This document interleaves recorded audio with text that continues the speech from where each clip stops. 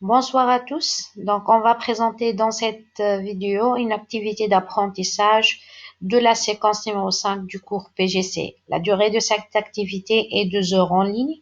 Les ressources nécessaires, un rapport sur une liste d'essais effectuée sur un projet posé sur des pieux. Le type d'apprentissage est collaboratif entre l'apprenant et les groupes d'apprenants. Donc, les objectifs opérationnels. Au terme de cette activité, l'apprenant doit savoir analyser, lire un rapport d'essai, de contrôle sur des pieux et surtout analyser les résultats et conclure. Le livrable de l'activité, un compte rendu.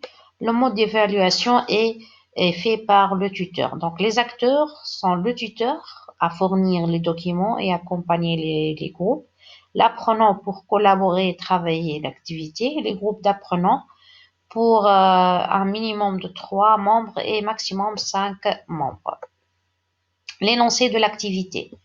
Donc, une société désire construire un bâtiment comprenant 2 blocs, le bloc A et le bloc B.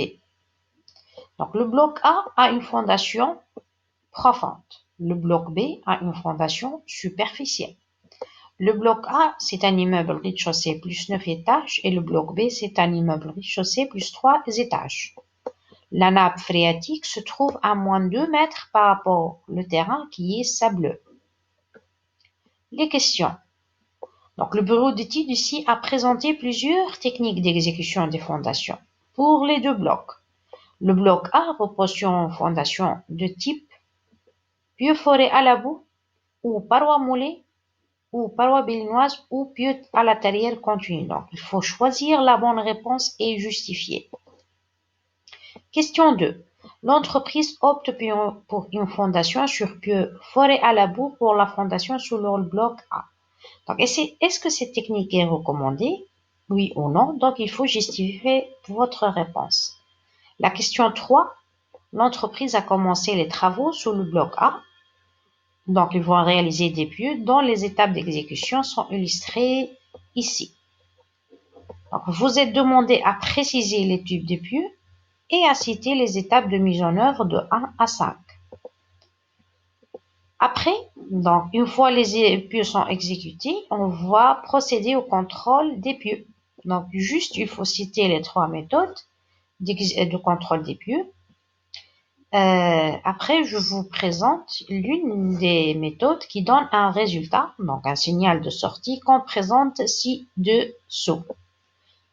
Donc, qu'est-ce que vous allez faire? Donc, vous allez nommer cette méthode. Vous allez décrire brièvement le principe de cette méthode. Vous allez présenter les anomalies qui existent. Donc, le niveau d'anomalie et pourquoi cette anomalie-là. Et normalement, vous devez proposer une solution de correction. Alors, le travail demandé. Donc, chaque groupe d'apprenants doivent se discuter à travers leur propre forum et répondre ensemble aux questions posées. Donc, cette activité, elle est livrable, bien sûr, par le groupe d'apprenants et évaluable par le tuteur.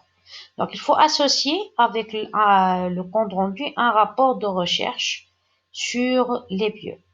Et bon travail à tout ça.